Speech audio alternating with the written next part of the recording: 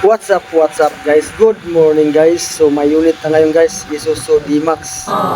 Ito problema nito guys, troubleshoot to guys. Dami ng shop nuntahan si sir pero wala pa rin tumitino yung aircon niya.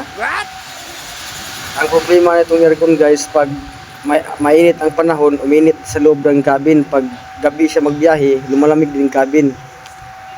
Tingnan natin guys kung ano bang problema nito. Pero sa akin guys, tingnan ko yung pan, mahina talaga ang buga ng pan, kaya nag-decide ako na i-change oil yung clutch pan. I-change natin ng silicone. Yan ang ginamit ko na silicone guys. Oh. Yan na silicone, Japan made yan guys na silicone guys. Yan ang change oil natin. Kung ma-okay ba talaga ito, kasi dami ng shop nagtakbo si sir pero hindi pa rin umayos ang sakyan niya. Sana maayos din natin to, parang matsambahan naman natin. Medyo mahirap magtanggal ng kwan guys, yung pan guys, kasi masikip guys. Kailangan talaga tanggalin ng intercooler kasi may intercooler. Guys, natapos na ang pagkabit natin. Isubukan natin kung okay na bang gawa natin. Let's check. Let's check guys. Okay na ba? Yung dati wala siyang bugang hangin sa loob. Dito walang lamig dito sa loob basta mainit ang panahon.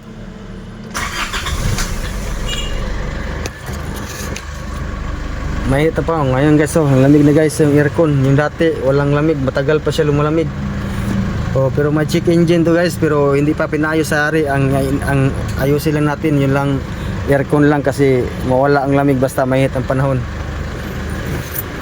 Yun lang ang check engine, depende na sa customer paayos pag-scan niya sa atin. Tingnan natin dito sa labas. Oh, ang lamig na oh. Lakas ng hangin. Yung dati walang hangin dito lumalabas. Yung sa kamay ko. So ngayon okay na. Tapos mabilis na rin mag-automatic yung compressor natin. So, oh, sobrang lamig na yung tubo sa low side. So, oh, grabe na lamig guys. Dami nang pinuntahan yung customer dito. Hindi pa rin ayos, mga 3 shop na, pero sa atin gina-change lang natin ang clutch pan, okay na. Bigla nang nagbalik na sa dati.